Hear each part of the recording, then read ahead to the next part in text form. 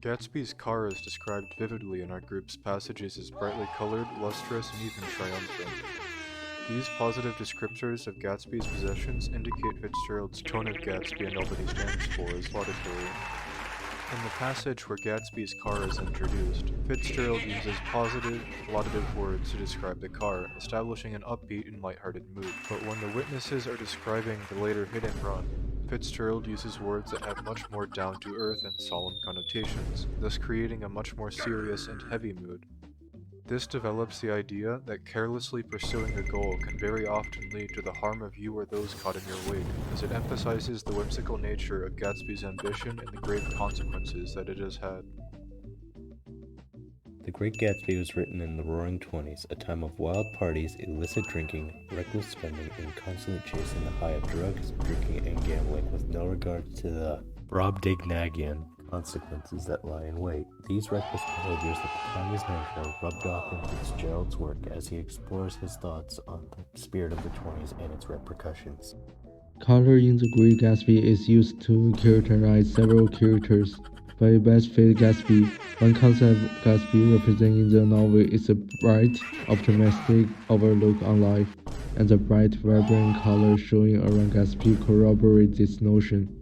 The recurring characters in the passages include Gatsby, Nate, and Tom. Gatsby's status as probable bootlegger whose impatience led him to illicitly rush to the heights of wealth sets a precedent for the vineyard that much of the books turn out to be.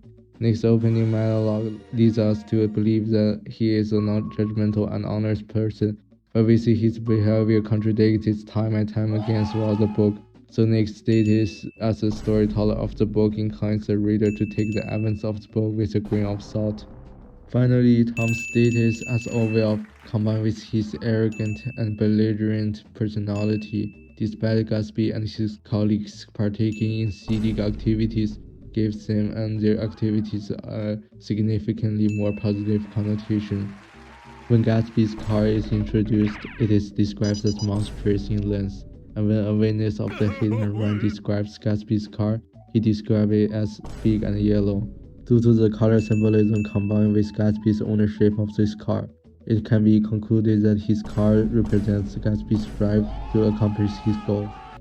The repeatedly emphasized size of his car conveys the immensity of Gatsby's drive, and the car not even slowing down after it hits Myrtle reveals a darker side of his drive, that he will stop at nothing to achieve his goals. Themes discussed in the passages include ideas such as the often tragic results of recklessly pursuing something, in this case, happiness, and the notion that when these tragic events inevitably come about, one can be so blinded in their pursuits that they do not think to recognize the effects of their actions. Much of Fitzgerald's diction contains words whose meanings are heavily influenced by connotation. For example, colors such as Gatsby's car being described as having a green interior will lead most readers to associate additional attributes to the object being described, as according to the context. In this case, it might mean that connotation of luck, wealth, or envy will appear. When these objects are later used to develop certain themes, these attributes affect the way the themes develop.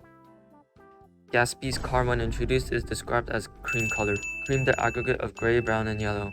The bright yellow implies that the car represents Gatsby's recklessness and abandon, but the addition of gray and brown indicates his attempts at repressing or hiding this. Knowing this, Gatsby's car becomes a symbol of Gatsby's naivete and lack of foresight. When the car later ends up killing Myrtle, this proves to be a direct example of Gatsby's tendency to carelessly rush things, coming back to bite him, along with those around him, simultaneously developing one of the Great Gatsby's underlying messages, that the frivolous pursuit of happiness is bound to lead to tragedy.